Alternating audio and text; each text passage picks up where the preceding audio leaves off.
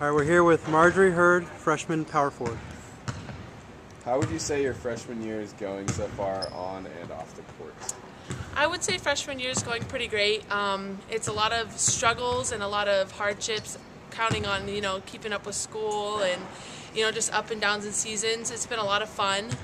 Just coming in to work hard and learning the way the Pac-10 runs and the way our team runs. And school's difficult, fun but difficult. I mean, a lot of new atmosphere, teachers, homework and stuff. So that's a lot of fun. But yeah. What are you studying at the UW? Do you have an intended major? I'm looking at communications. I'm not quite sure. I've only taken one communications class, which I'm really enjoying. So something involved with that, maybe media, something or other. I'm not sure yet, though. Did you have any goals coming into the season? And if so, how are they coming along? I did have goals, and they were reached in a way that I wasn't expecting. And so once those goals were reached, and I talked to coaches and just how the season planned out, they kind of shifted in a way where it didn't matter. And for example, one was starting as a freshman, and I reached that goal, and some would say it was because Molly and Regina were hurt, and Mac was out of concussion for a while, and that's why I started. But even if it wasn't that, it was just trying to prove myself. So going into the second half of the season and coming off the bench, it didn't matter to me where I was playing, as long as I was playing and working my hardest and bringing success for the team, which is an example of what I was saying. I reached those goals, but in a way I wasn't expecting, and so the goals that were set are just another way to show my success. So, what has been the biggest surprise or the hardest thing to deal with as a first-year player?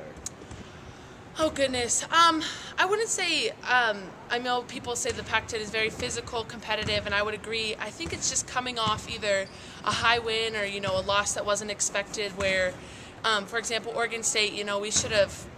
It's a game that we should have won, and just coming off and knowing that we should have beat them in a way of playing our basketball and we haven't is just something to learn from and just grow from. Coming in not knowing how to expect what the next day of practice is going to be is one thing that's kind of shocking. Is just recuperating and learning how to learn from it. And if you just take that into the next game, which is what we have to do as a team to stay consistent and just learning that consistency.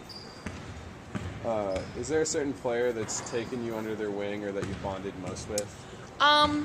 Just as a post, I would say any of the post upperclassmen, Mac, Molly, or Regina, just because I'm a young, small forward, power forward, and Mac's my roommate on every road trip, so just having her to just bond with and have fun with. And Regina and Molly's my roommate at my apartment down the street, and Regina, she's a big present on this team, one of the best players in the conference. I would say all three of the posts, just learning as a small freshman forward, learning from upperclassmen who played together.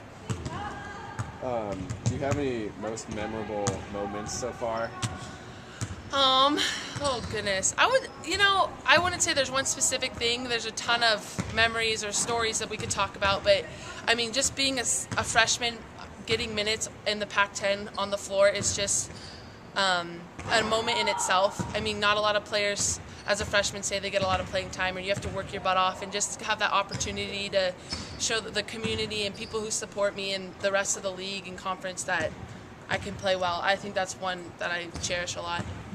What would you consider this team's biggest strengths or the spots that need the most improvement? I would say our biggest strength is our defense. I mean, we have a huge enforcer in the key with Regina, and we have Charmaine and the guards that are quicker than quick, and our defense just sets the tone for what kind of game we're going to play that night. And I think every time we come to play defense, our offense is one thing that we improve on to carry over.